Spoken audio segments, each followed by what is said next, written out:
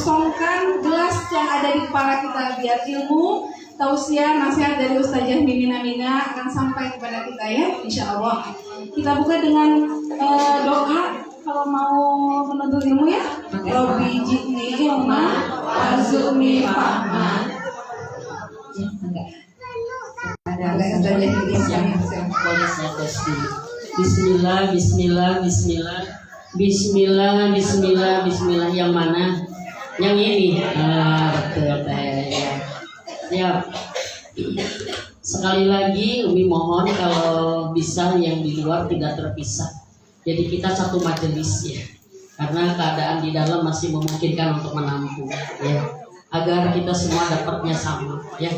Sukses bersama meraih pahalanya, sukses bersama meraih manfaatnya ya. Maka kita perlu mengkondisikan agar mohon maaf amal soleh ini benar-benar menjadi ilmu yang bermanfaat buat kita semua. Baik, tapi kalau sudah di ini masih tetap seperti itu berarti sudah ya, kita tidak boleh maksa ya. Baik, bismillahirrahmanirrahim. Assalamualaikum warahmatullahi wabarakatuh. Waalaikumsalam warahmatullahi wabarakatuh.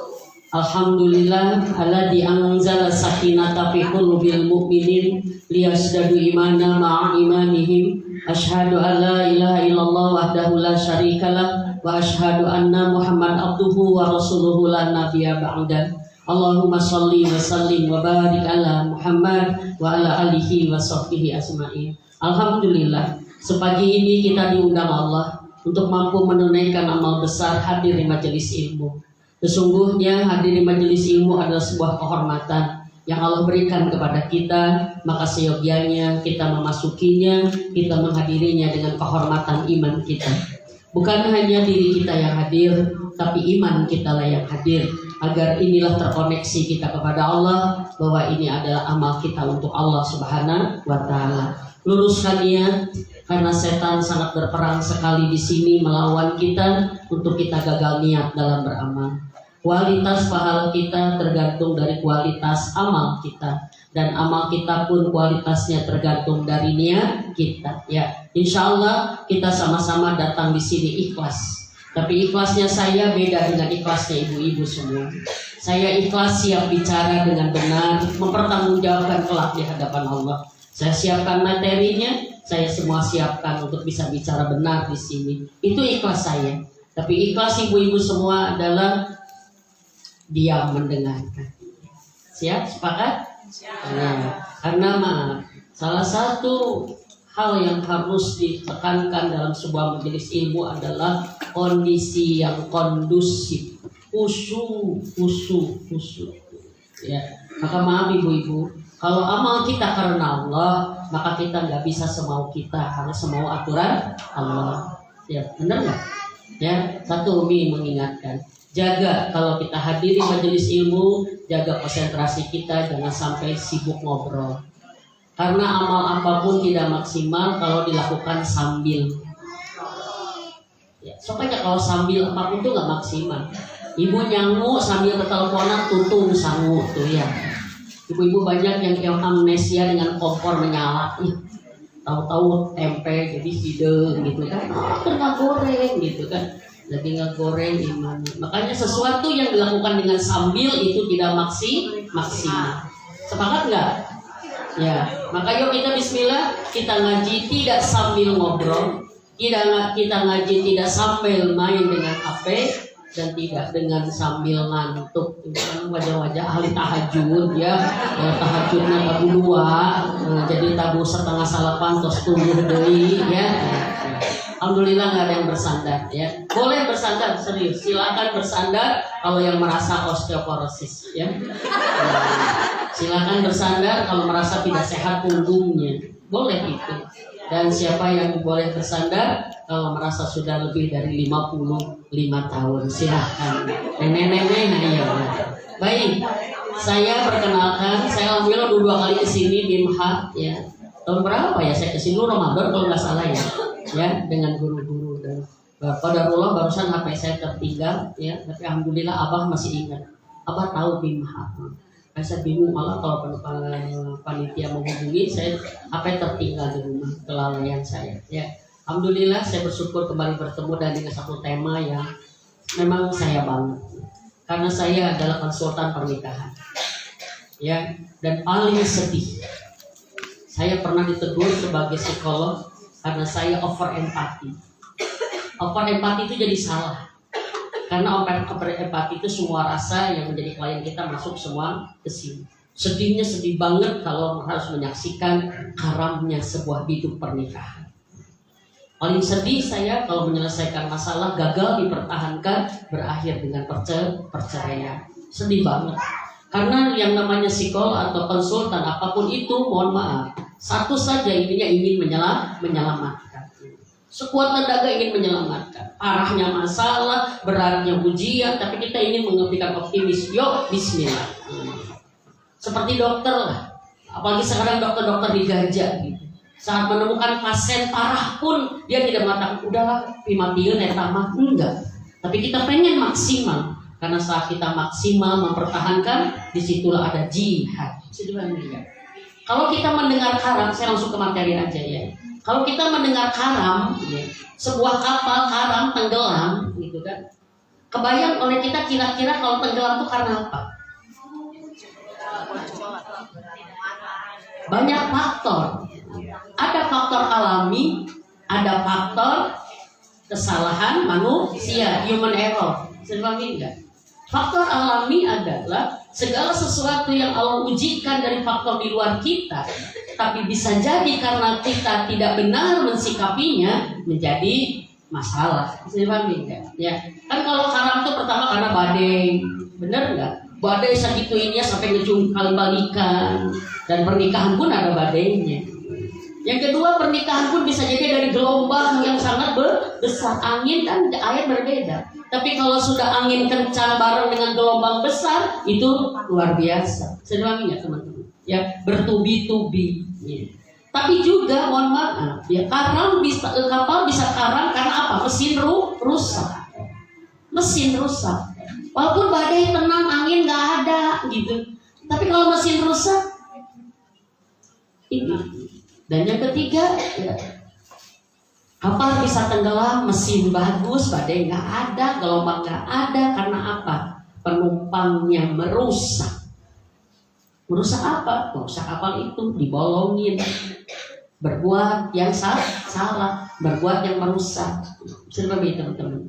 Dan itu semua bisa mungkin terjadi, badai, iya, gelombang, iya, kerusakan, iya, yang mungkin di luar pengetahuan kita, di luar ekspektasi kita, di luar prediksi kita. Tapi jangan sampai di antara kita ada yang ngebolongin pernikahan. Itu aja intinya.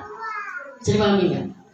Karena mohon maaf, ya ternyata kalau Rasulullah SAW menyampaikan, ya penyebab utama karamnya pernikahan, Rasul tidak menyebutkan banyak sebab, tapi hanya satu sebab.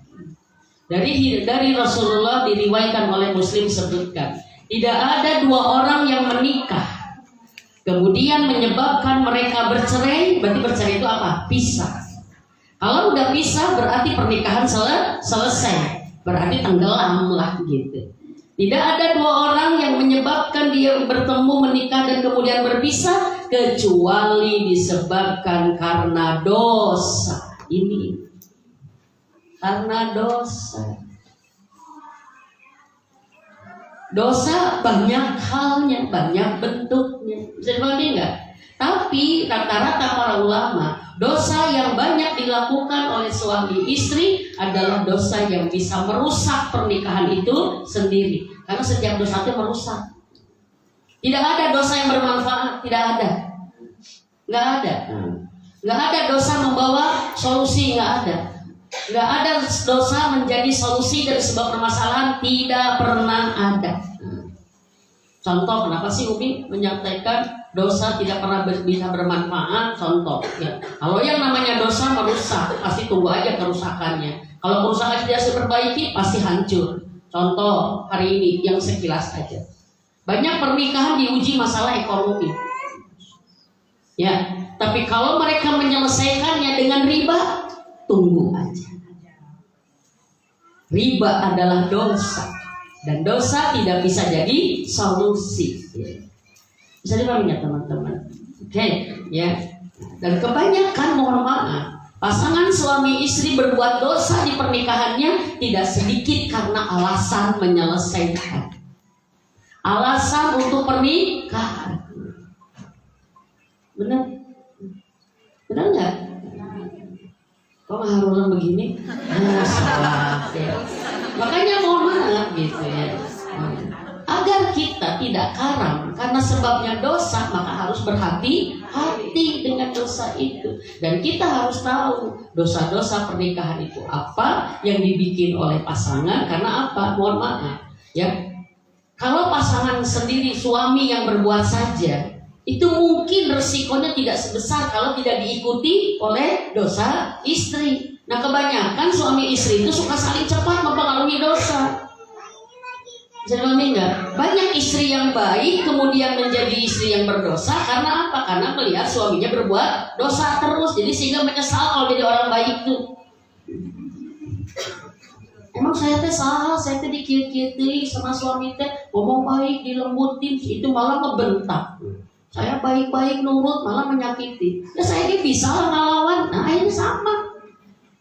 Ya karena belahan jiwa itu sangat cepat saling mempengaruhinya. Maka jangan salah cari belahan jiwa. Salah cari belahan jiwa, mengaruhnya cepat, mempengaruhinya cepat. Ada ibu-ibu yang sebelum nikah senyum, kalem, lembut, mari udah nikah jadi singa-singa. Gitu. Jadi galak, jadi jutek gitu. Jadi apa? Karena dia dibentuk oleh perlakuan pasangannya. Benar nggak? Banyak sebuah pasangan yang belum nikah tuh kalem, sederhana, nggak ini. Tapi kenapa kau sudah menikah jadi pansos gitu? Ya, jadi pansos, jadi gimana, jadi jadi gimana? Itu karena terbawa pasangannya. Jadi pahami nggak? Makanya hati-hati. Dan di sini yang akan membuat lebih cepat karam itu bila apa? Dosa sudah dilakukan oleh suaminya atau istrinya diikuti oleh pasangannya. Satu lagi yang sering saya contohkan. Banyak pasangan yang kebanyakan dosa pasangan yaitu tidak menunaikan kewajiban. Karena rumah tangga itu bertahan selama kewajiban masih dijalankan. Kalau suami mengerjakan kewajibannya, istri mengerjakan kewajibannya, maka pernikahan itu akan tetap berjalan sebagaimana mestinya. Karena semuanya berfungsi. Maaf, kalau disebut motor rusak itu karena ada onderdilnya yang rusak. Ada yang tidak berfungsi sehingga tidak berperan. Maka rata-rata saya menemukan rumah tangga mogok, rusak karena apa? Karena ada kewajiban yang tidak dikerjakan oleh seorang istri atau oleh suami. Dan biasanya kita, karena saya juga tadi ikut-ikutan, kita nggak rasanya capek kalau kita ngerjain kewajiban tapi suami tidak. Ya atau selesai aja sama-sama. Akhirnya apa? Semakin banyak yang rusaknya. Benar nggak? Oke, kita sekarang saya senang nih wajah langsung serius, ya. Karena masalah pernikahan memang harus serius. Mohon maaf, yuk aja tanya. Saya mah sebelum ke orang lain ya, tanya pada diri sendiri. Hari ini pernikahan kita ada masalah nggak? Jangan, diam aja, ya. Apalagi ngacung, enggak. Ini mah muhasabah cinta aja, ya, muhasabah cinta. Dan saya pengen suatu saat kita adakan event ini dengan suami-suaminya. Karena sebesar apapun, sebagus apapun materi pernikahan, tapi didengar sebelah kurang maksimal. Bahkan bisa jadi percuma kalau sebelahnya tidak tahu dan tidak mau tahu. Karena masalah pernikahan itu adalah amanah bersama. Bagaimana kita menjalankan pernikahan adalah kewajiban bersama suami istri, walaupun tanggung jawab masing-masing. Maka tunaikan aja kewajiban kita. Jangan terpengaruh dengan suami itu dengan kewajiban kita, enggak usah. Apalagi kita nggak menunaikan kewajiban. Kenapa kamu nggak mengerjakan kewajiban? Ada dia juga enggak. Ya udah. Benar nggak? Contoh kita punya anak nih, kita kan suka manajemen ke anak ya. Kamu tugasnya sesapu ya dengan beberes. Kamu nyuci piring dan beberes dapur. Ini mas saya di rumah ya. Kamu mencuci, menjemur dan bagian atas. Yang satu bagian masak, belanja, masak. Makanya enak punya anak tuh. enak, banyak support sistemnya banyak. Kayaknya lu punya anak 2, kasihan ya. Kalau ada anak yang kemudian tidak menunaikan kewajibannya, 1 aja, itu mempengaruhi yang lainnya. Ini kenapa piring masih kotor? Oh, dia juga belum bisa sapu. Ya kan? Ya.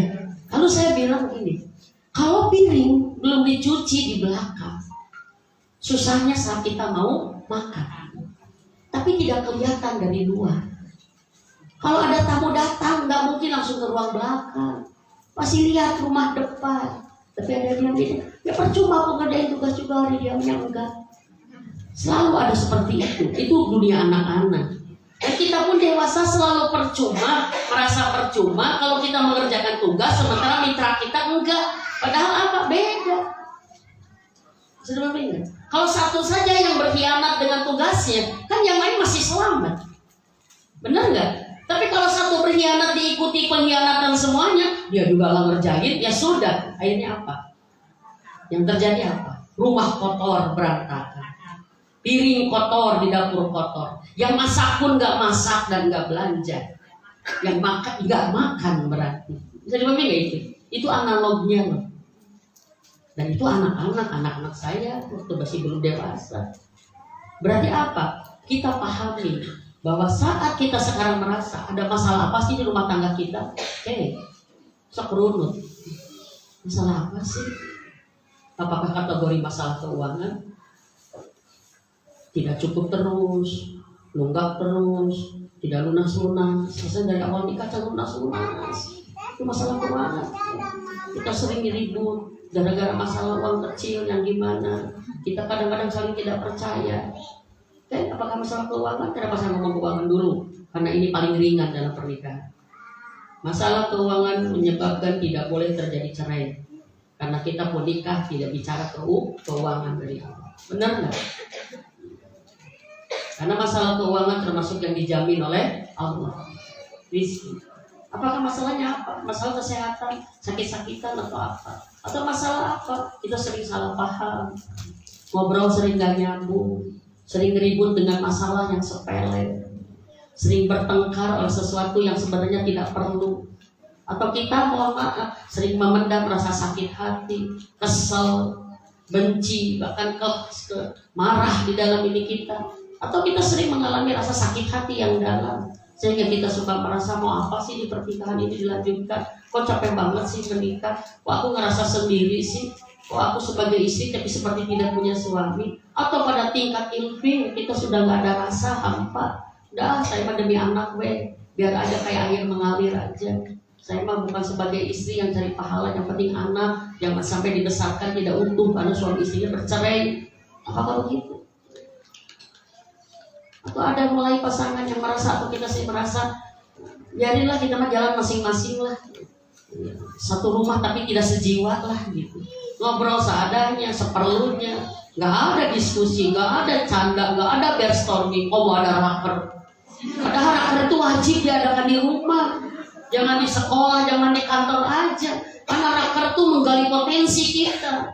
Coba kalau perusahaan udah raker tuh, perusahaan pasti up tuh bisa ininya. Karena apa? Tergali potensinya dalam rapat kerja itu. Makanya kenapa rumah tangga kebanyakan kita itu Down syndrome gitu kan. Rumah tangga nggak berkembang gitu pun, dan saya istilahkan dengan Down syndrome. Karena Down syndrome itu suatu menggambarkan anak di usianya tertentu tidak sesuai dengan kapasitas kemampuannya, betul tidak? Tapi saya mohon maaf karena saya nyebut ini. Jangan sedih dan jangan ini Pak, bagi orang tua yang punya Down syndrome anaknya tidak berkembang akalnya. Usianya 15 tahun tapi kemampuannya hanya seperti 5 tahun, 6 tahun. Karena pastikan anak ibu sudah jadi ahli surga pasti.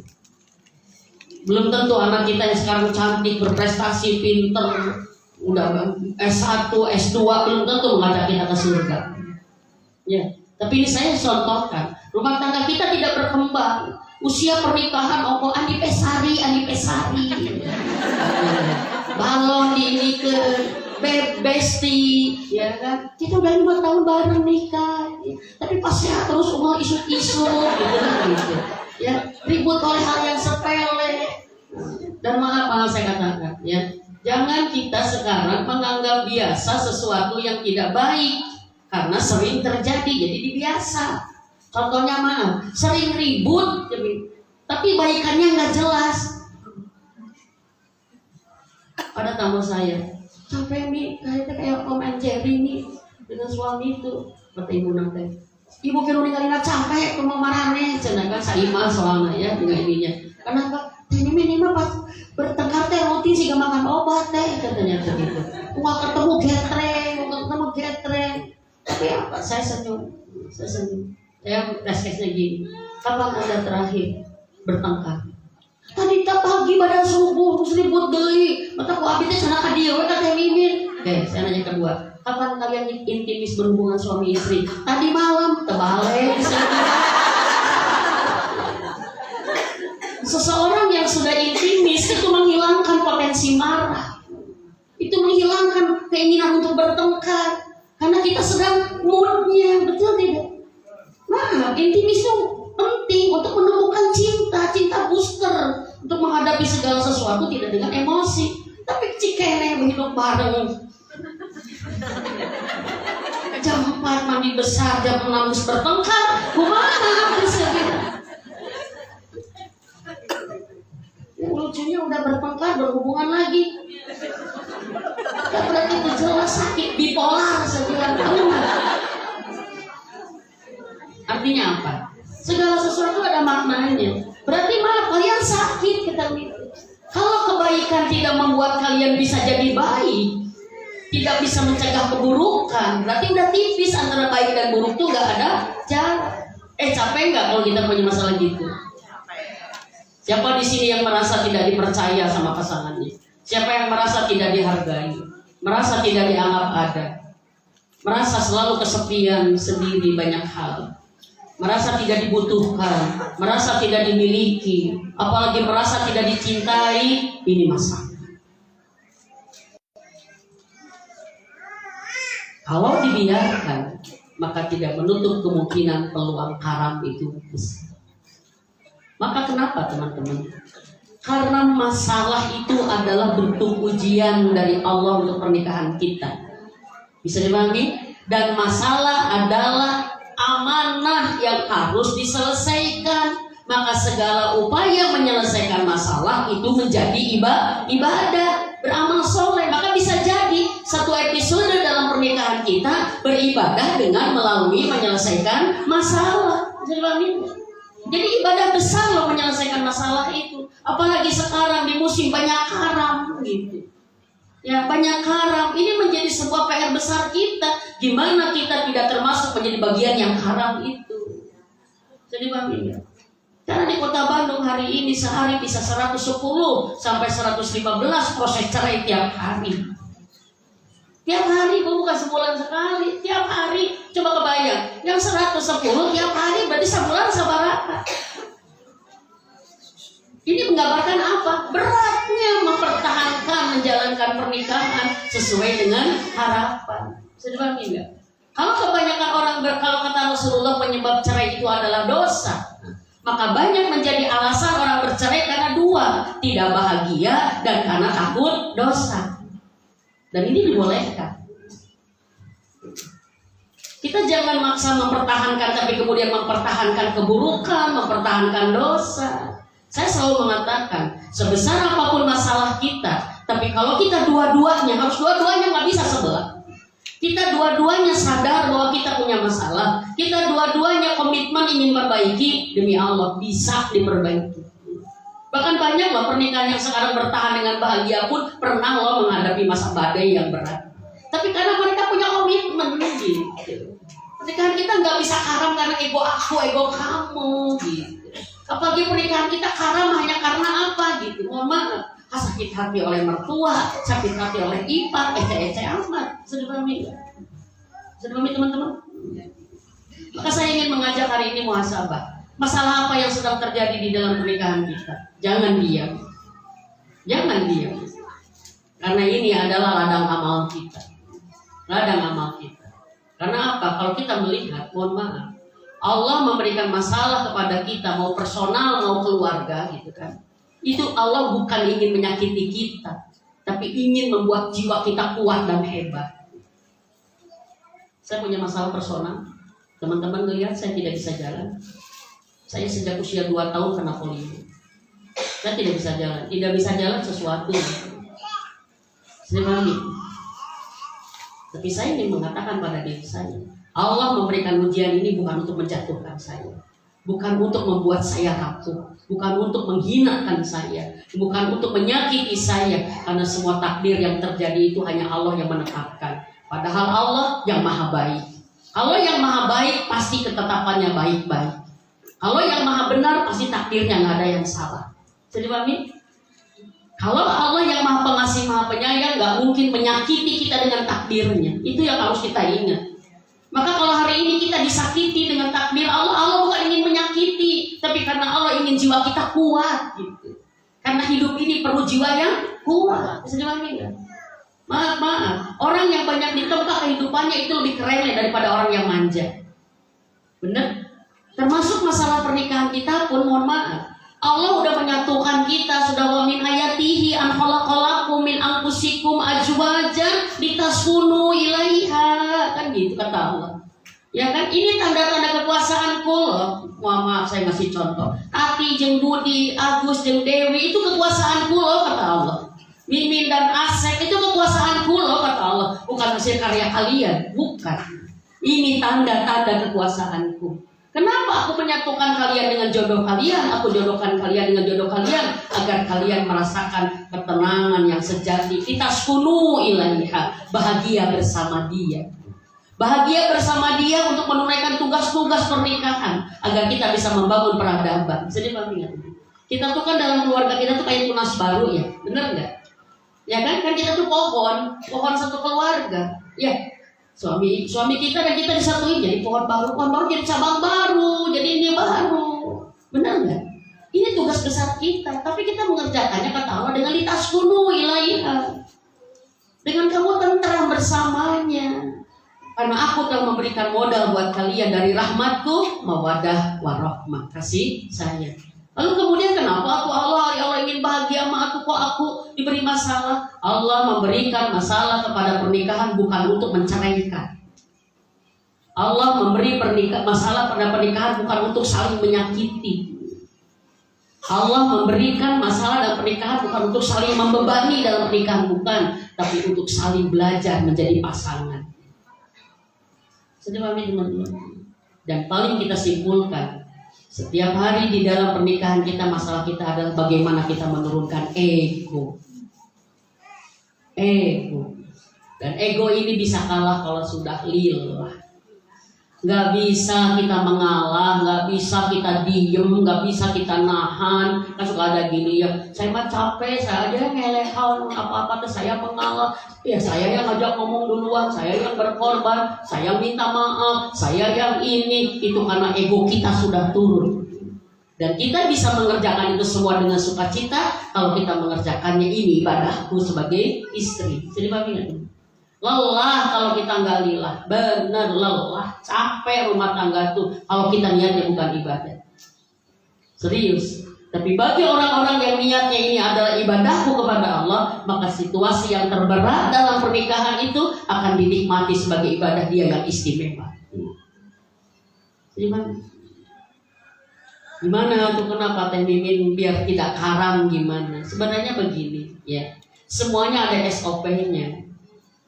Agar pernikahan kita, kan pernikahan seperti perjalanan di lautan, kan ini diikat dengan kapal, betul tidak? Ya kan? Ya. Yang namanya sukses perjalanan di laut adalah apa? Dari pantai nyampe ke pantai lagi, karena pasti tujuannya pantai. Benar nggak? Karena yang namanya perjalanan di laut pasti tujuannya darat. Benar? Ya.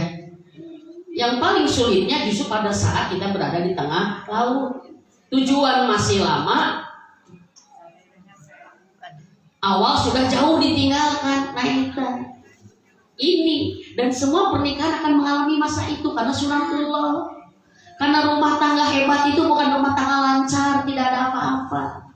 Justru rumah tangga yang bisa membuat tetap lancar dari sesuatu yang tidak lancar. Semuanya yang bisa mengalami masa sulit, masa berat, masa menyakiti sehingga sampai kepada tujuan lagi, itulah kesuksesan pernikahan. Dan kita nggak bisa menghadapi sekecil apapun masalah pernikahan kalau tidak ditolong oleh Allah. Itu intinya loh, itu intinya. Kita dan suami kita nggak ada kemampuan menyelesaikan kalau nggak Allah yang menyelesaikan. Ini intinya. Lalu gimana tuh Umi? Gak singkatnya aja. Bagaimana rumah tangga pasti akan menghadapi badai? Iya. Pasti akan menghadapi gelombang? Iya. Dan kalau boleh Umi analisa, walaupun Umi masih dini untuk menganalisa, ya ternyata semakin bertambah usia pernikahan, semakin tantangan lebih besar daripada sebelumnya. Karena kita akan mencapai puncak. Puncak kita adalah surga, bertemu Allah sebagai satu keluarga. Maka semakin mendekati puncak, maka semakin terjal, semakin tinggi, semakin sulit. Tapi kalau kita fokus kepada di sana ada surga, maka di sana kita akan menemukan kekuatan untuk melewati itu semua. Umi pernikahan 30 tahun. Ternyata pada saat kita mengalami pernikahan 5 tahun, kita menghadapi masalah, saat itu merasa paling besar masalahnya. Tapi ternyata pada saat pernikahan ke-10, luka mereka ke ayah nanaunnya, nggak ada apa-apanya.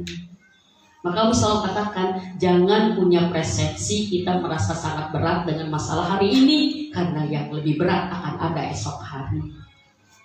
Kalau hari ini kita sudah merasa yang terberat, sudah habis energi kita, sudah putus asa, maka pasti kita tidak akan pernah bisa menghadapi esok hari. Bisa dipahami? Ya, contoh, kalau ada ibu-ibu yang merasa kiamat saat berpisah dengan suaminya karena LDR gitu. Aku kiamat, aku nggak bisa hidup tanpa kamu gitu kan.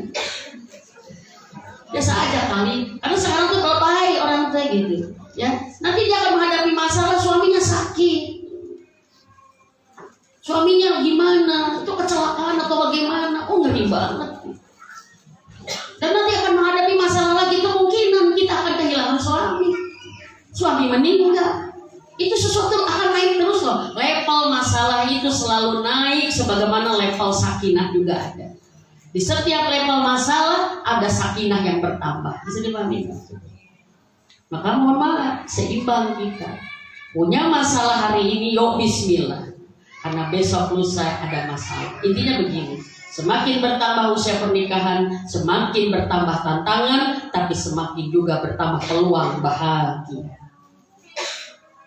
Kalau kita mau tetap bersama, komitmen bersama, maka akan ada sebuah kondisi di mana kita bersama-sama menyelesaikannya. Ini yang paling berat kalau komitmen tidak bersama.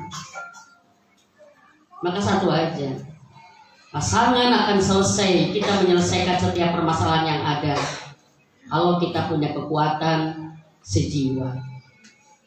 Dan maaf teman-teman, Allah meleburkan kita untuk satu jiwa agar tidak berbeda terus. Maka Allah menciptakan satu keadaan di mana kita harus menyatu. Yaitu apa? Dengan tantangan dan masalah-masalah yang ada. Seia sekata itu syarat pertama kita bisa bersama sejiwa. Seia sekata, tolong please jangan banyak ribut, jangan banyak berdebat, apalagi bertengkar. No. Karena berdebat adalah pekerjaan setan. Apalagi berdebat dengan suami, apa kepentingannya? Orang yang berdebat biasanya punya argumen yang kuat, yang sama-sama benar. Apalah artinya kita bisa memaksakan kebenaran kalau rumah tangga jadi dipertanyakan. Sedih banget. Karena laki-laki lebih alergi. Kita juga nggak suka didebat, kita nggak suka dilawan. Tapi laki-laki lebih lagi, karena dia DNA pemimpinnya kuat. Apalagi didebat sama istri, itu sama punya pengaruh, punya persepsi. Aku tidak dihargai. Seia sekata. Gimana caranya? Iya suami, iya istri. Iya istri, iya suami. Gimana caranya? Seia sekata, bukan seia setidak. Kalau seia setidak itu apa? Nggak pernah klop. Mohon maaf. Pasangan yang bisa seia sekata bukan berarti dari awal sudah sama. Enggak. Pasti ada yang mengalah. Benar nggak?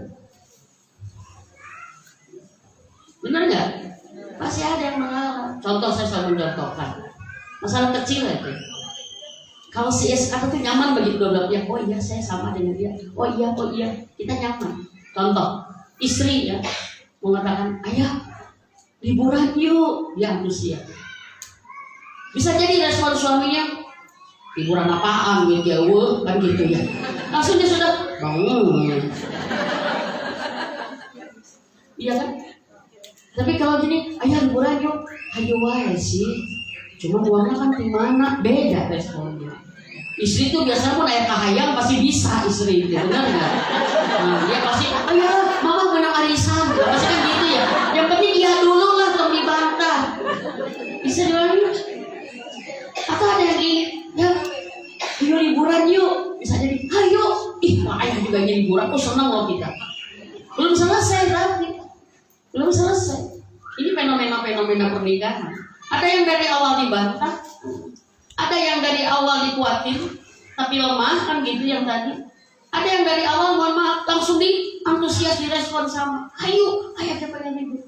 Mama mau kemana liburan? Oh, cek suaminya begitu ya. Nah, kalau yang baik tuh, ayah mau kemana? Saling mempersilahkan. Tapi kalau yang ini kita berproses semua teman-teman.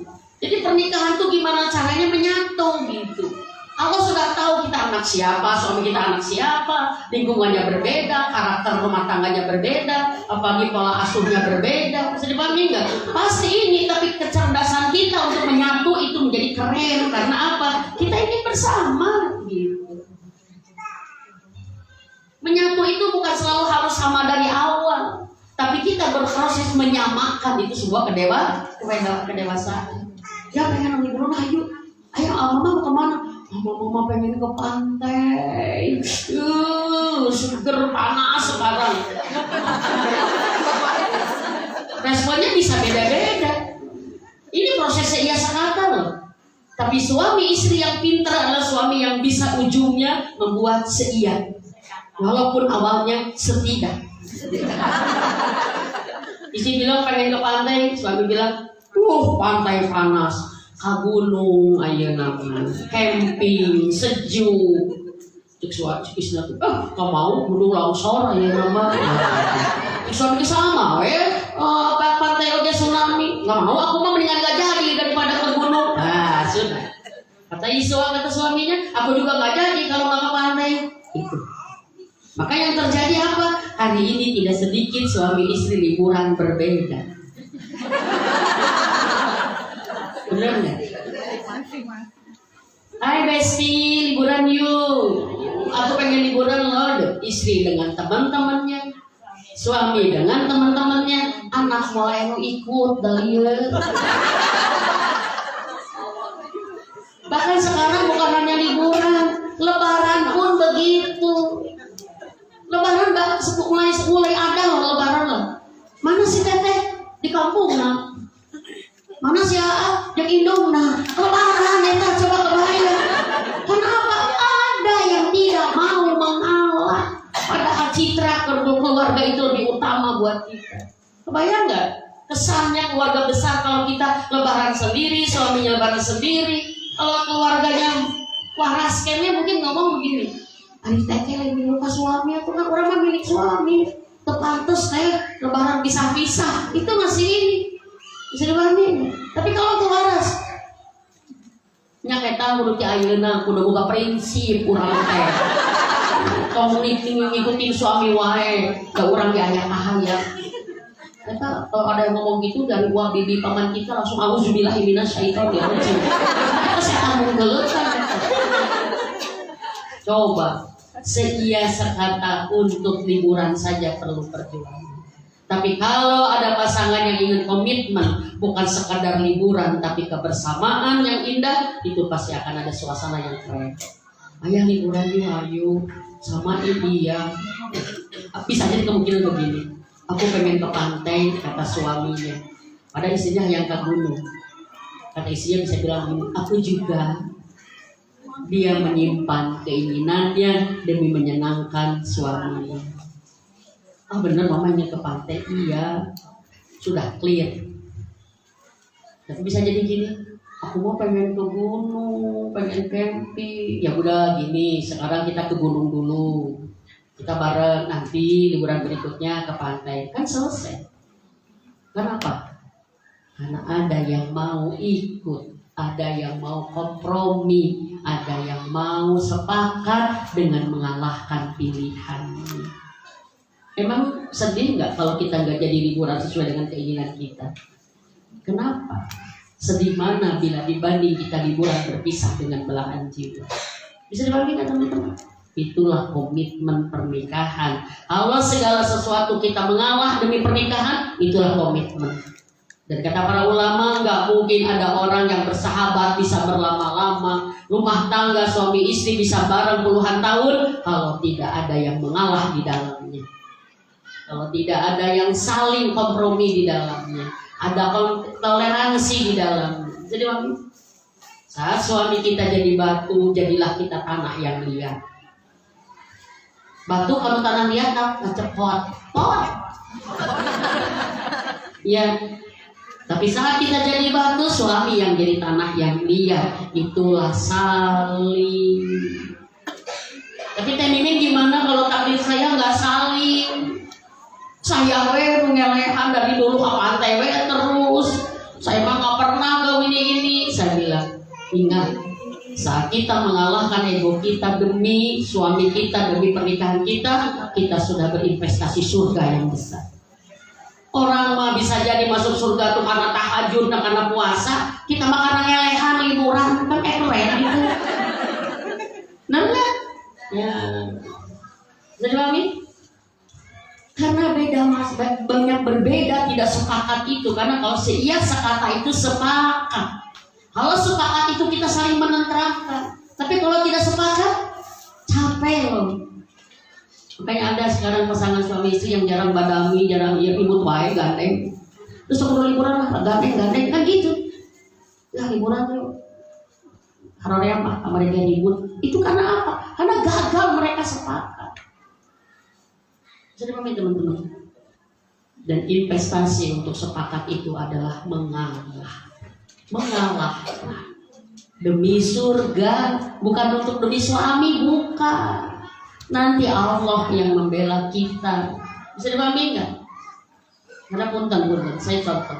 Mungkin ini hanya satu poin ya. Kalau alam nanti diselesaikannya kapan poin yang lain. Ya, untuk sepakat dulu aja. Untuk sepakat ternyata Islam telah memberikan solusinya. Agar suami istri dalam banyak hal bisa sepakat, walaupun awalnya semua berbeda, adalah satu, ikuti konsep berjamaah. Sholat sendiri itu satu, tapi sholat berjamaah itu 27. Karena kita ingin pahala lebih, maka ada pengorbanan lebih. Bisa dipahami nggak? Maka beda aturan sholat sendiri dengan aturan sholat berjamaah. Posisikan suami kita seperti imam dalam sholat. Karena kita ingin dapat pahala berjamaah, maka kita mau jadi makmum. Mohon punten. Kita tahu kalau kita Al-Fatihahnya tidak sempurna, tidak sah sholatnya kan? Kalau sholat sendiri. Kita sholat sendiri, Malik Yaumiddin, langsung ruku, batal tuh sholatnya. Tapi kita sholat berjamaah. Suami kita mungkin Al-Fatihahnya cepat. Sudah dipahami nggak? Kita baru Malik Yaumiddin, suami kita sudah ruku. Kita mau mana? Mau meneruskan Al-Fatihah sempurna? Komitmen, konsekuensi berjamaah, kita ikut ruku. Iya, ini konsep loh. Ini konsep pernikahan. Tapi banyak istri yang memilih kesempurnaan sendiri, tapi yang membuat batalnya berjamaah. Ya batal lah. Suami sekarang kita Malik Yaumiddin, suami udah ruku Allahu Akbar, ihdinas siratal mustaqim. Kita husul sendiri. Suami Allahu liman hamidah, wa idil maghdubi alaihim. Serangan untuk kalau begitu. Suami udah Allahu Akbar sujud, kita Bismillahirrahmanirrahim. Surat pendek, bubar, kan gitu. Egois itu karena kita ingin mencapai kesempurnaan sendiri, tapi menggagalkan nilai berjamaah. Itu teman-teman. Bisa dipahami maksudnya? Bisa diterapkan kan aplikasinya? Jangan banyak membantah. Kenapa salah satu password istri yang soleha itu taat, nurut? Kenapa? Karena dia percaya suaminya mengajak kepada kebaikan. Kalau jelas suaminya mengajak kepada keburukan, nggak ada taat baginya. Bisa dipahami? Contoh, kalau suami kita sudah jelas batal wudunya, kita nggak usah ngikutin dia, udah jelas. Suami pas ruku Allahu Akbar tut. Kita udah mengatakan, maaf, kalau suami istri kan boleh mengucapkan subhanallah. Tapi kalau dengan laki-laki lain, imamnya kita tidak bisa ngomong suara, ya kan? Kan gitu, benar nggak? Itu prinsipnya, memperbaiki, mengingatkan suami jangan sampai membatalkan sholat kita. Itu intinya. Jadi Allahu Akbar ruku tut, kita katakan subhanallah, subhanallah. Subhanallah, ayah batal ya. Kalau kita udah 2 kali subhanallah dia masih ruku terus, udah saya berlepas, tidak harus bareng karena dia udah batal dari imam. Jelas nggak maksudnya? Maka kita harus berpengetahuan kapan suami batal, sehingga kita tidak wajib menjadi makmumnya. Oke? Bisa dipahami nih? Saya takut ngomong terlalu itu kumaha ngaji. Tapi intinya satu aja, mencegah agar perahu kita karam adalah satu, lakukan perintah Allah dalam menjaga pernikahan itu. Saya selalu mengatakan, tidak ada bekal terbaik untuk menjalankan pernikahan, dijamin selamat sampai tujuan kecuali takwa. Jadi suami istri yang bertakwa. Suami istri yang bertakwa adalah suami istri yang nurut kepada Allah, menjalankan perintah Allah, termasuk ibadah harian kita, dan termasuk menjalankan perintah Allah dalam pernikahan kita, yaitu apa? Menunaikan tugas-tugasnya. Jalankan sholat wajib, sholat sunat, semua, dan satu aja, jalankan tugas kita sebagai istri, titik, itu aja, tanpa harus terpengaruhi dengan bagaimana suami menjalankan itu. Bisa dipahami teman-teman? Oke. Kalau suami pun kita demikian, udah close, udah. Suami istri yang bertakwa dapat jaminan kata Allah. Mohon maaf, kebanyakan pernikahan ini maaf haram karena apa? Badai ujian yang besar, dan Allah sudah menjamin. Wa ma yattaqillah yaj'al lahu makhraja. Selama kamu bertakwa, aku akan selalu berikan jalan keluar. Jadi jalan keluar itu apa? Solusi dari setiap permasalahan. Jalan keluar dari Allah itulah sejati. Maka jangan lihat problemnya yang berat, masalahnya yang banyak, kejadian yang menyakitkan. Perhatikan takwa kita. Karena kita lebih fokus kepada masalahnya, tidak melihat dirinya. Bisa dipahami nggak? Sepanjang kita takwa, Allah pasti ngasih solusi kepada setiap pernikahan kita.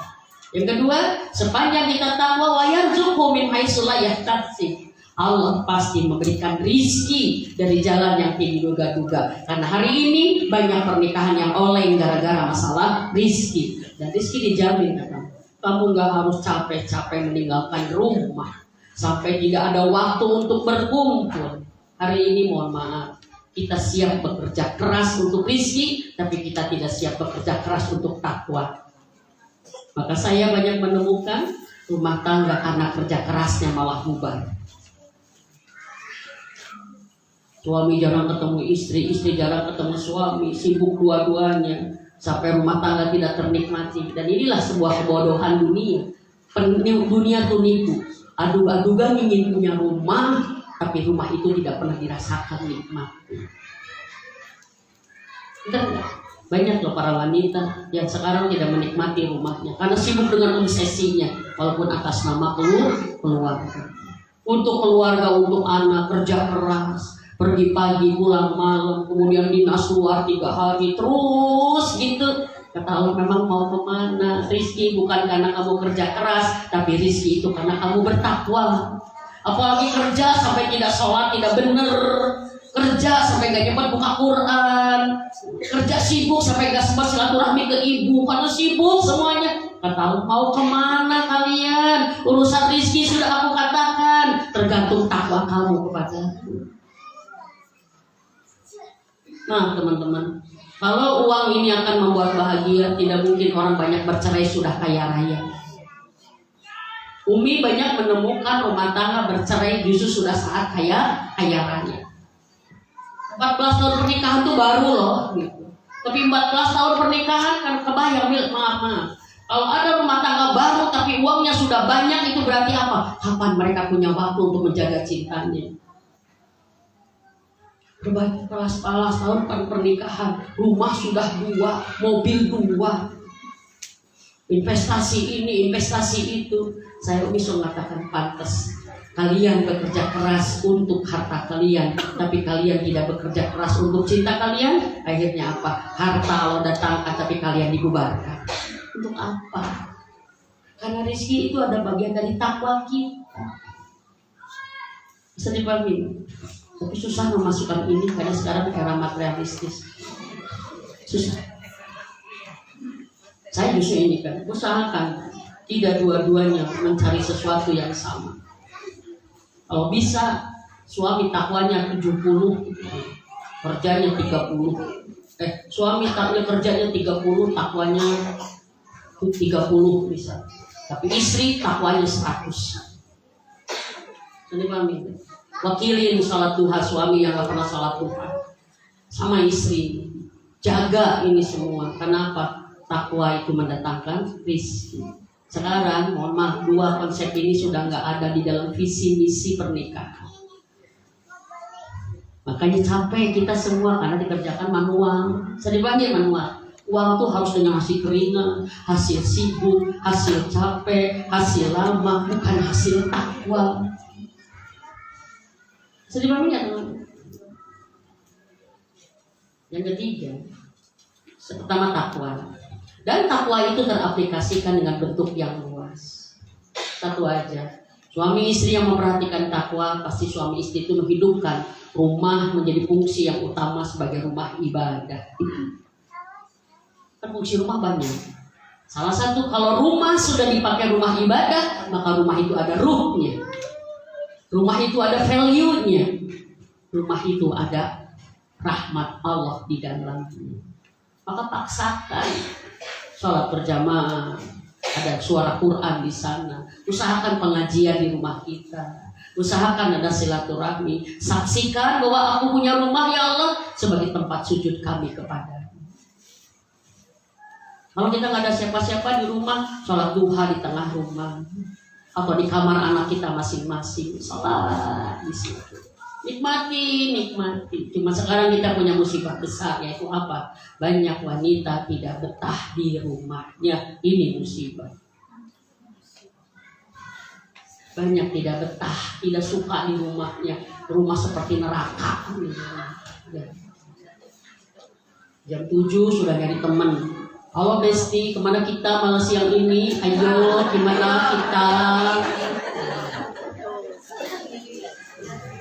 Jam 10 ketemu dengan si A, si B. Pada duhur ketemu dengan si C, si D. Pada asar ketemu dengan si E, si F, si G. Cek si A, cek si B, si C. Kamu masih di luar? Gak betah di rumah, masalah. Kenapa sih Teh Mimin? Wanita gak betah di rumah musibah. Karena rumah adalah surga terbesar yang Allah peruntukkan untuk setiap wanita. Mencari surga paling mudah tuh dari rumah. Jadi mami, betah di rumah aja. Nggak, jujur aja, bukan kita nggak boleh keluar rumah, bukan. Tapi kita keluar rumah itu jelas karena ada tujuan kebaikan yang harus kita cari di luar untuk di dalam rumah kita. Dan kita keluar rumah dengan punya strategi bahwa kita tidak menjadi fitnah di luar rumah. Siap? Bisa dipahami teman-teman? Setia kepada peran kita. Rumah tangga ingin bahagia karena kuatkan takwa. Yang kedua, setia dengan kewajiban kita. Yang ketiga, jangan sampai haram. Ini mohon maaf, ini berlaku duanya untuk suami istri ini, bukan untuk teteh aja. Karena sekarang suaminya nggak ada, nyawayana. Saya hanya menyampaikan buat sebagian, contohnya untuk istri. Yang ketiga, saling kalian memperlakukan dengan baik. Rawat mesin itu dengan perlakukan dengan baik. Perhatikan. Motor itu awalnya semua baru, betul tidak? Tapi kenapa jadi rusak? Karena dipakai tidak sesuai dengan perawatan. Benar enggak? Motor tuh bagus, tapi kalau dipakai terus tidak diganti oli, nggak busuk. Benar enggak? Makanya harus dirawat dan rawat cinta. Mohon maaf. Merawat cinta adalah apa? Untuk tidak haram, yaitu dengan apa? Perlakukan satu sama lain dengan sikap terbaik. Ada dua nih yang saya sebutkan sekarang sebagai tiket. Siapa yang ingin sesurga bersama Rasulullah Muhammad SAW? Kita ingin bareng dengan Rasulullah? Saya sudah sampaikan dua nih di materi ini. Satu, kata Rasulullah, aku akan menjadi orang yang paling dekat seperti ini dengan seorang wanita yang betah di rumahnya. Yang kedua, aku akan bersama seperti ini dengan seseorang yang paling baik perbuatannya kepada keluarganya. Ingin dekat dengan Rasulullah? Dua nih. Kita menjadi wanita yang menikmati rumah, keluar itu untuk sesuatu kebaikan-kebaikan untuk rumah kita tanpa membuat fitnah di luar rumah. Dan yang kedua apa? Kita paling baik sikapnya terhadap keluarganya. Baik kepada ibu kita, jangan pernah sama dengan baik ke orang lain. Ke ibu kita harus bestie. Ke suami kita jangan sama dengan kepada teman, karena suami dan ibu dan anak-anak adalah amal prioritas. Amal yang nilainya sangat besar pahalanya. Dan saya tidak mau di sini. Ada orang yang ngomong ingin ke surga, banyak beramal, tapi tidak pernah memuliakan ibunya. Sibuk urus anak yatim, sibuk urus ini, ibunya nggak pernah didatangin. No. Karena kata Rasulullah, aku akan paling dekat dengan orang yang paling dekat, yang paling baik perbuatannya terhadap keluarganya. Sekarang musim baik ke orang mudah, tapi nggak bisa baik kepada orang terdekat. Orang lain ramah, humble, menyenangkan, tapi ke orang tua galak, judes, jutek.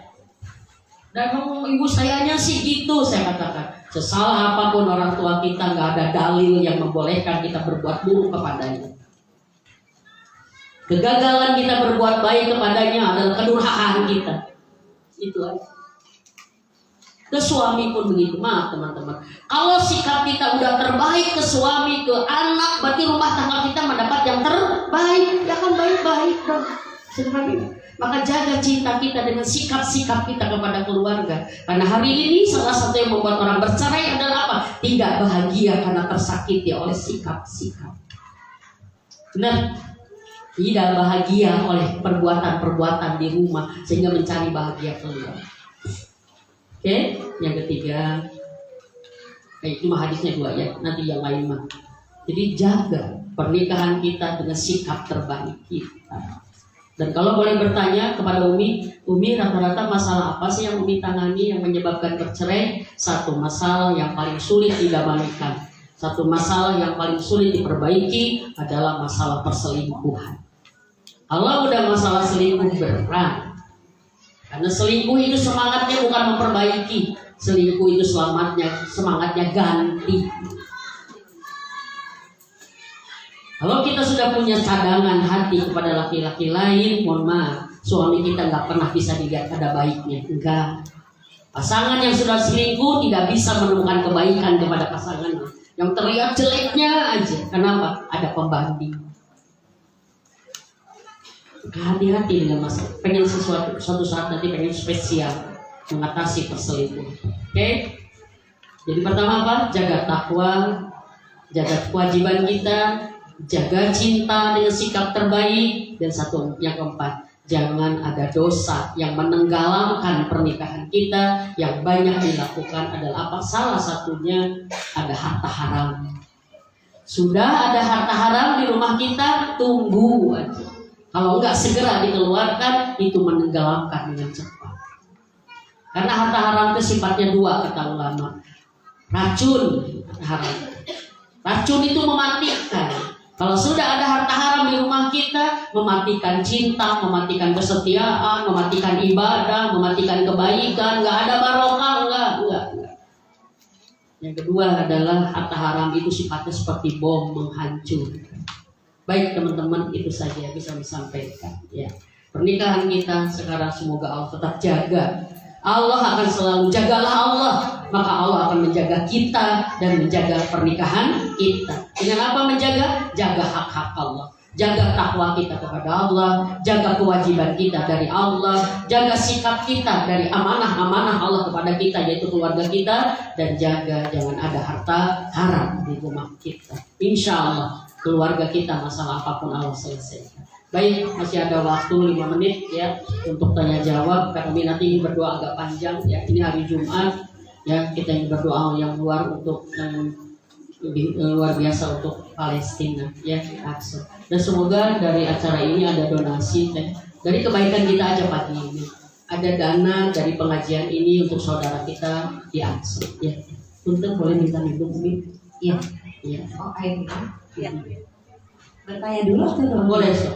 Bertanya dulu aja, bertanya dulu. Baiklah, Ustaz, ibu-ibu barangkali ada yang mau bertanya. Tadi seperti banyak yang bengong, mungkin Ustaznya banyak yang ingin pertanyakan, mungkin mangga ada yang mau bertanya atau ada yang mau curhat? Oh, mangga.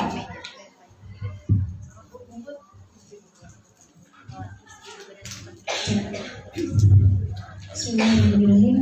Assalamualaikum warahmatullahi wabarakatuh. Waalaikumsalam warahmatullahi wabarakatuh. Ini akhirnya ketemu di sini setelah sekian lama. Dulu kita ketemu di Al-Murabi. Allahu Akbar. Di Iya, Jakarta 10. Oh, masya Allah.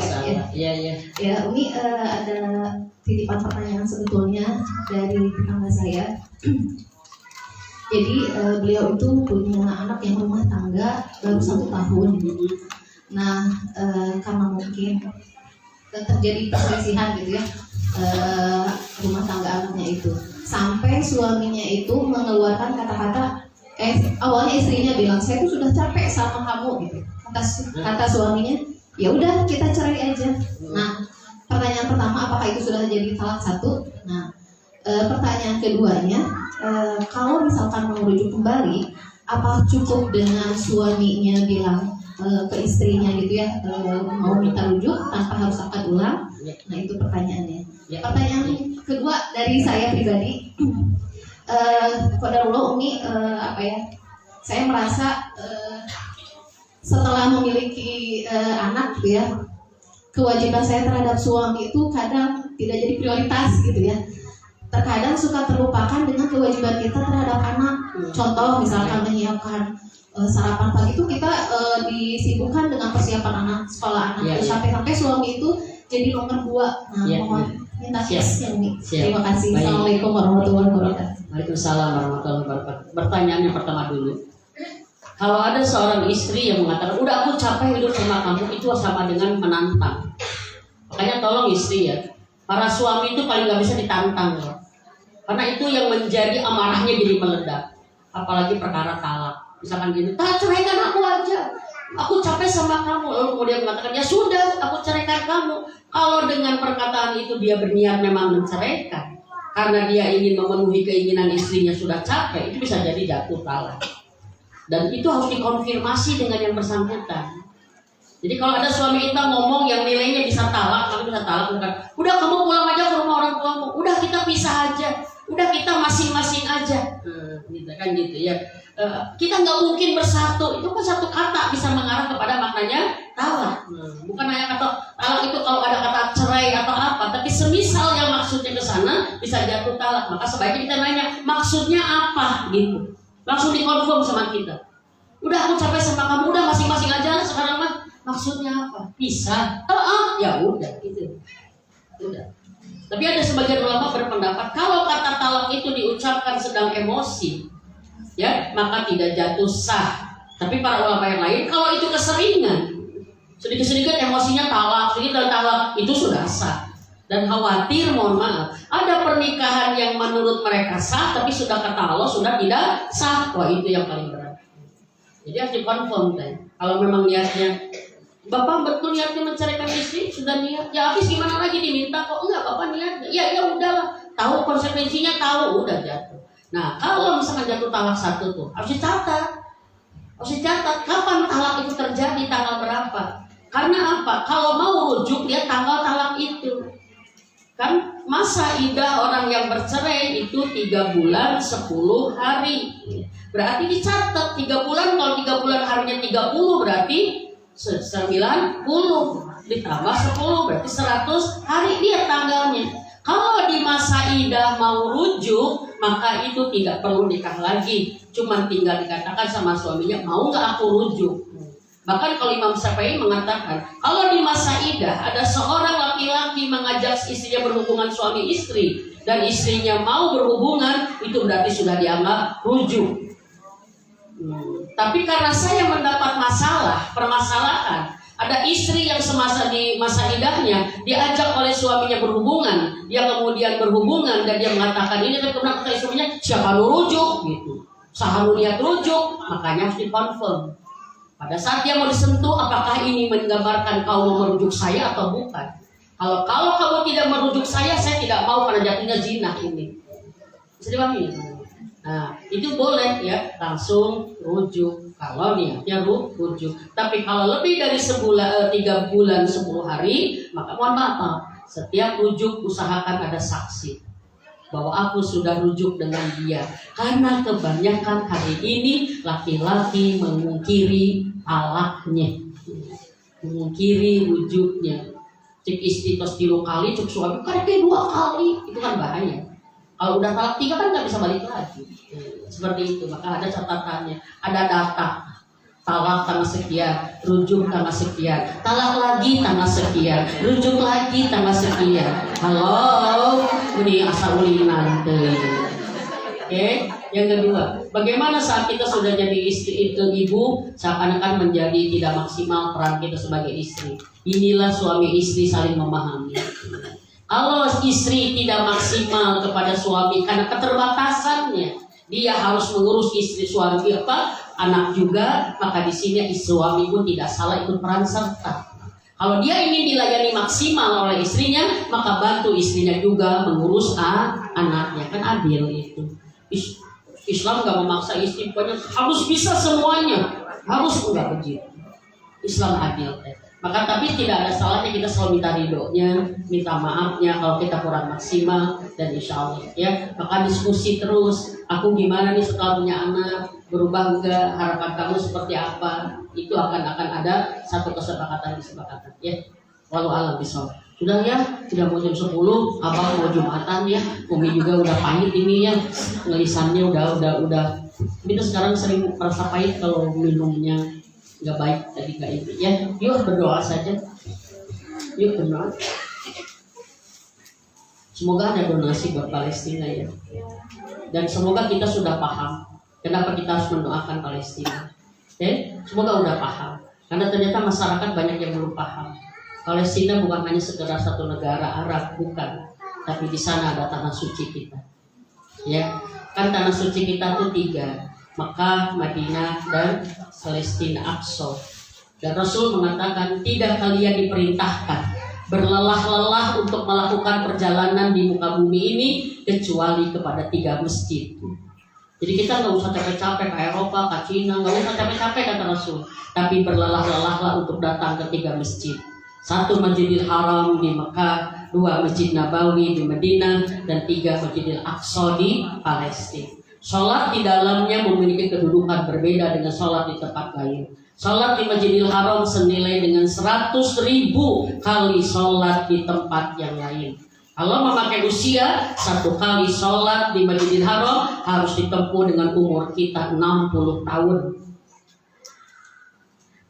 Nah, teman-teman yang belum pernah ke Masjidil Haram, sekarang usianya 40 belum bisa mencukupi 100.000 jumlahnya. Saja itu. Maka harus ingin ke sana untuk mengakselerasi jumlah ini kita. Allahu Akbar. Walillahil hamd. Jadi 100.000 kali sholat itu ditempuh dengan umur 60 tahun baru dapat 100.000. Kalau di sana 1 kali sholat 100.000. Sholat di Masjid Nabawi 1.000 kali, sholat di masjid yang lain di Al-Aqsa yang mengatakan 500 kali. Oke. Tanah suci Mekah aman sudah di kita. Tanah suci Madinah aman sudah di kita, tapi tanah suci Palestina diklaim juga menjadi tanah suci ketiga agama, Yahudi, Nasrani, dan Islam. Maka diperebutkanlah. Dan Rasulullah pernah merebut ya, tanah suci Palestina dengan mengutus panglima termuda yaitu Usamah bin Zaid. Belum terebut tapi maka direbutlah pada masa Umar bin Khattab. Pada Umar bin Khattab Palestina utuh jatuh ke tangan Islam. Umar datang ke sana menjemput kuncinya Al-Aqsa, Baitul Maqdis di sana. Ya, Umar bin Khattab itu. Setelah Umar bin Khattab jatuh lagi ke tangan ini dan kemudian direbut oleh Salahuddin Al-Ayyubi dan sekarang jatuh lagi ke Yahudi. Maka kita adalah mohon maaf harus menunjukkan iman bahwa itu adalah kewajiban kita juga. Membebaskan Palestina, membebaskan Baitul Maqdis bukan hanya kewajiban orang Palestina, tapi kewajiban seluruh kaum muslimin. Maka jangan ada ucapan yang membuat Allah marah pada kita, yang membuat nanti Rasulullah tidak mau mengakui kita. Jangan ngomong begini, Palestina we dipikirin urang ge loba masalah. Urang heula we jauh-jauh diurus nu deket, jangan gitu. Kalau nggak ngerti jangan ngomong. Omongan kita jangan bodoh tapi sotoy, bisa dibanding nggak? Itu bahaya, Allah bisa marah. Karena kata Rasulullah Muhammad SAW, siapa dari umatku yang bangun di pagi hari tidak memikirkan keadaan kaum muslimin yang lain, maka dia sudah keluar dari golonganku. Jangan. Kita jangan gini. Dah orangnya bukan masalah, marahnya itu hubungan dengan orang, jangan. Karena maaf hari ini kita banyak mendengar berita dari media yang bukan sumbernya dari kita. Bisa dipahami. Doakan. Karena mendoakan, menanjakan punya iman. Kalau bisa sekuat tenaga bantu. Karena kata Rasulullah apa? Saat bicara dengan istrinya Maimunah disebutkan, wahai Maimunah, sebisa-bisa kita umat Islam harus ke Aqsa. Kata Rasulullah begitu. Sebisa-bisa harus sholat di Aqsa. Kata Maimunah, ya Rasulullah, kalau kami tidak mampu, maka teruskanlah, alirkanlah infak-infak kalian ke sana agar di sana tetap menyala lilin-lilin mereka di sana. Jadi artinya apa? Infaklah kita kalau belum kita ke sana. Maka infak ke Aqsa bukan karena ada perangnya, bukan. Tapi selama kita belum bisa ke sana, infaklah agar di sana nyala-nyala lilinnya dengan infak-infak itu. Bisa dibantu ya? Dan mudah-mudahan ya teman-teman semua diizinkan. Alhamdulillah Umi udah ke sana. Ya, alhamdulillah walaupun kondisi begini, tapi kalau Allah sudah kun, fayakun. Umi 2 kali di Aqsa dan sesuatu. Dan kata Ustaz mengatakan, orang yang hadir di Aqsa akan diberi ruh Aqsa. Beda.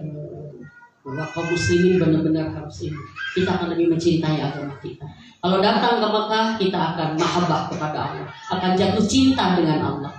Kalau datang ke Madinah, kita akan punya pengalaman jatuh cinta kepada Rasulullah Muhammad SAW. Kalau datang ke Aqsa, Allah akan buat kita jatuh cinta kepada Islam ini. Semoga kita menjadi umat Islam yang peduli. Ya, yuk teman-teman kita berdoa, semoga doa kita dikabulkan. Allahumma sholli wa sallim wa barik ala Sayyidina Muhammad wa ala alihi wa sahbihi asma'in. Nas'aluka ridhoka wal jannah wa na'udzubika min syahhatika wan nar. Rabbana hab lana min azwajina wa dzurriyyatina qurrata a'yuni waj'alna lil muttaqina imama.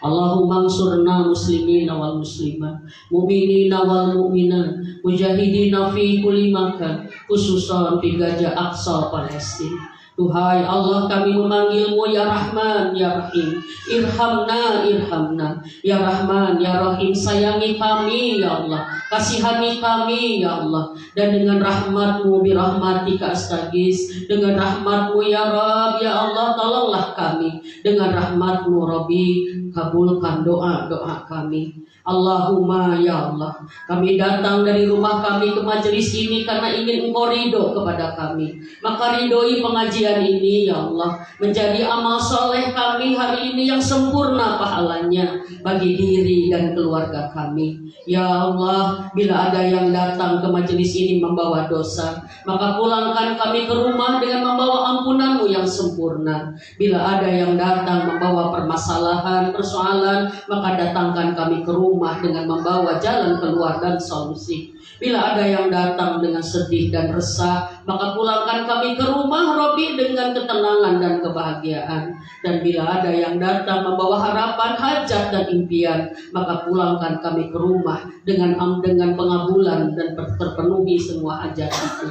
Rabbana, jadikan pahala kami ini ya Rabb menjadi kebaikan ya Rabb. Bila kami datang ke sini berharap rumah tangga kami lebih sakinah, maka pulangkan kami ke rumah membawa barokah untuk lebih sakinah, mawaddah warahmah rumah tangga kami. Ya Allah, pulangkan kami ke rumah kami dengan membawa hidayah untuk lebih bertakwanya kami sekeluarga ya Rabb. Rabbana, jadikan pahala kami menjadi pahala yang sempurna bagi ya Allah dunia dan akhirat kami. Jadikan Robi pahala kajian kami ini menjadi bekal kami bisa pulang husnul khotimah. Jadikan pahala ini menjadi bekal kami pulang ke surga-Mu ya Rabb, mendapat syafaat dari Rasulullah Muhammad sallallahu alaihi wasallam. Ya Allah, jadikan pahala kami ini pun menjadi pahala jariah bagi ayah dan ibu kami ya Rabb. Kami belum sempat membahagiakannya, kami belum sempat menenteramkannya. Jadikan pahala-pahala kami kegembiraan, apalagi untuk orang tua yang sudah wafat di alam barzahnya. Ya Allah, jadikan pahala kami pun menjadi pahala jariah bagi suami kami, karena sesungguhnya kami beramal ada izin dan ridhonya, kami beramal ada kebaikan-kebaikannya. Ya Allah, jadikan setiap kebaikan kami sebagai istri yang soleha menjadi jariah bagi suaminya ya Allah. Rabbana, dengan rahmat-Mu ya Rabb, tolong kami. Ini waktu duha-Mu ya Rabb, ini waktu duha-Mu. Dengan rahmat-Mu berkahi kami di hari Jumat ini ya Rabb, dengan pertolongan-Mu yang sempurna. Ya Allah, ampuni dosa kami, ampuni dosa suami kami ya Allah. Kami maafkan salahnya ya Rabb, dan ya Rabb karena kami ingin bersamanya sampai ke surga-Mu. Ya Rabbi, ampuni dosa anak-anak kami maafkan salahnya ya Rabb. Kami ibunya memaafkan kesalahan anak-anak kami, karena kami ingin Engkau tetap ridho kepada anak-anak kami. Ya Allah, ampuni dosa kami sekeluarga ya Rabb, ampuni dosa kami sekeluarga. Dengan berkah-Mu, jadikan kami keluarga yang Kau tolong semua urusannya, Engkau mudahkan semua kesulitannya, Engkau kabulkan doa harapan dan hajat-hajatnya, Engkau bayarkan lunaskan semua hutang-hutangnya, dan Engkau cukupi semua kebutuhan-kebutuhannya. Ya Allah, bukakan bagi kami ya Rabb pintu-pintu rizki yang halal untuk kami. Jika rizki kami di atas langit, turunkanlah. Jika di dalam bumi, keluarkanlah. Jika jauh, dekatkanlah. Dan jika rizki kami haram, halalkan dan sucikanlah. Ya Rabbana, kami sudah mengaji mencegah agar rumah tangga kami tidak karam. Engkau maha tahu ya Rabb, Engkau maha tahu keadaan rumah tangga kami. Perbaiki semua salahnya ya Allah, perbaiki semua kekurangannya ya Allah. Jangan biarkan kami sekeluarga mengulangi kesalahan-kesalahan kami lagi ya Rabb. Ya Allah, limpahkan kepada rumah tangga kami bahagianya, sakinah, mawaddah warahmah ya Allah. Berikan kepada kami kekuatan cinta sampai ke surga-Mu ya Allah. Jadikan kami keluarga yang seia sekatang, seiring sejalan, senasib sepenanggungan, dan jadikan kami sekeluarga sehidup sesurga. Lindungi kami ya Rabb dari perceraian, lindungi kami dari kezaliman saling menyakiti ya Allah, lindungi kami dari ketidakbahagiaan, lindungi kami dari ya Allah dari perselingkuhan ya Allah, lindungi kami rumah tangga kami dari godaan setan yang terkutuk dan dari hawa nafsu kami yang buruk. Ya Allah, lindungi kami, pernikahan kami dari masalah yang tidak sanggup kami menyelesaikannya. Lindungi pernikahan kami dari fitnah dan aib yang tidak sanggup kami menerimanya. Selamatkan pernikahan kami dari segala fitnah-fitnahnya, dari segala ujian-ujiannya, dan sabarkan kami saat kami harus meniti musibah itu ya Rabb. Rabbana, inilah kami. Di hari Jumat ini kami bermohon kepadamu, kabulkan doa kami untuk saudara kami di Palestina ya Rabb. Engkau maha tahu kami adalah satu tubuh dengan mereka, karena kami satu Islam, satu akidah ya Rabb. Maka kami mohon kepadamu, inilah bukti kami saudaranya seiman, memohon rahmati mereka ya Allah, rahmati mereka ya Rabb. Kuatkan mereka atas musibah yang besar itu ya Rabb. Lindungi mereka dari segala keburukan, kejahatan ya Allah. Yahudi laknatullah ya Rabb. Selamatkan mereka ya Allah, selamatkan mereka ya Allah. Sabarkan mereka ya Rabb, sabarkan mereka dan berikan pahala atas kesabaran mereka, dan ganti apa yang hilang dari mereka ya Allah. Ya Rahman ya Rahim, tolong mereka Rabbi. Engkau yang maha menolong, Engkau yang maha kuasa. Kami tidak mampu apapun selain mendoakan mereka. Kami mohon turunkan pertolongan-Mu kepada mereka ya Rabb, kepada saudara kami di Gaza ya Allah. Tolong menangkan perjuangan mereka, menangkan perjuangan mereka, muliakan, angkat derajat mereka dengan kemenangan, dan hinakan musuh-musuh-Mu ya Allah. La ilaha illallah wahdahu la syarikalah, lahul mulku wa lahul hamdu wa huwa ala kulli syai'in qadir. La ilaha illallah wahdah anjaja wa'dah wa nasara abdah wa hajama ahjaba wahdah. Duhai Allah, Engkau akan memenuhi janji-Mu ya Rabb, bahwa Engkau akan menolong setiap pembela-pembela-Mu ya Allah, dan Engkau akan menghancurkan semua musuh-musuh-Mu dengan tangan-Mu sendiri ya Allah. Ya Allah, tidak ada Tuhan selain-Mu ya Rabb. Hanya kepadamu kami bergantung, hanya kepadamu kami berharap, hanya kepadamu kami bersandar, dan hanya kepadamu kami berserah diri, karena hanya kepadamu kami akan kembali. Rabbana atina fid dunya hasanah wa fil akhirati hasanah wa qina adzabannar. Berkahi sisa umur kami ya Rabb, jadikan umur terbaik kami di penutupnya, jadikan amal terbaik kami di penghujungnya, jadikan hari terbaik bagi kami di hari kami pulang husnul khotimah ya Rabb. Husnul khotimahkan kami, jadikan kami memanggil-Mu saat sakaratul maut kami, la ilaha illallah, menjadi kalimat terakhir kami di dunia ini ya Allah. Rabbi, jadikan hari terbaik bagi kami di hari dua kaki kami tiba di surga-Mu, bersama ayah ibu kami, bersama suami kami, dan seluruh anak cucu mantu keturunan kami. Hari itu Engkau tetapkan kami menjadi keluarga ahli surga-Mu ya Allah. Dan ya Rabbi, jadikan hari terbaik bagi kami, hari di mana kami bertemu dengan-Mu ya Rabb, memandang wajah-Mu, tersenyum ridho kepada kami, dan memandang wajah mulia Rasulullah Muhammad sallallahu alaihi wasallam, tersenyum ridho memberikan syafaatnya untuk kami. Ya Allah, inilah kami umat Nabi Muhammad di akhir zaman. Kami beriman kepadanya, kami merindukannya, dan kami mencintainya. Maka sampaikan salawat-salawat kami yang penuh cinta dan rindu ini. Assalamualaikum ayyuhan nabiyyu wa rahmatullahi wa barakatuh. Assalamualaikum ayyuhan nabiyyu wa rahmatullahi wa barakatuh.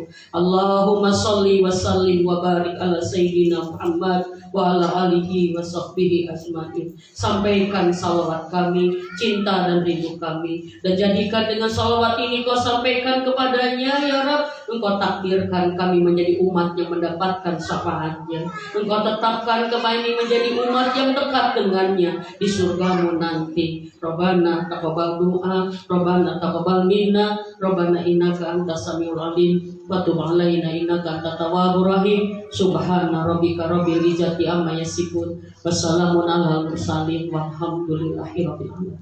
Terima kasih teman-teman semua. Maaf lahir batin bila dalam percakapannya Umi banyak salah. Nuhun semua jaga mulai kasih. Umi lupa, Umi membawa buku Smart Love. Ada yang belum punya? Buku Smart Love adalah cara cerdas membangun keluarga bahagia. Buku ini Umi berikan kepada tamu-tamu konsultasi yang berkonsultasi, jawaban-jawabannya ada di sana. Ya, buku Umi harganya, mohon maaf Umi belum bisa infak, harganya 50.000. Ya, di dalam buku itu ada tentang komunikasi yang sehat dengan pasangan, ada manajemen konflik, dan ada bimbingan seks dalam Islam. Juga ada bagaimana cara membahagiakan pasangan. Dan buku ini sangat tepat sekali dengan judul kita hari ini, karena buku itu adalah cara kita menyelamatkan pernikahan. Mangga kalau ada yang ada, boleh nanti panitia ngambil di mobil ya, nanti Umi bawakan ke sini. Umi hanya membawa 25, tidak banyak ya, dan ini buku terakhir ya, insya Allah. Maka kalau ada yang mau, nanti dibawa sama panitia ke sini ya. Nuhun Umi, mohon maaf tidak ikut kuota terakhir ke WM ya, karena Umi harus bisi kesiangan abang mau Jumatan. Nuhun, Umi pamit duluan ya. Subhanallah wa bihamdika, asyhadu an la ilaha illa anta, astaghfiruka wa atubu ilaik. Assalamualaikum warahmatullahi wabarakatuh. Terima kasih dulu ya.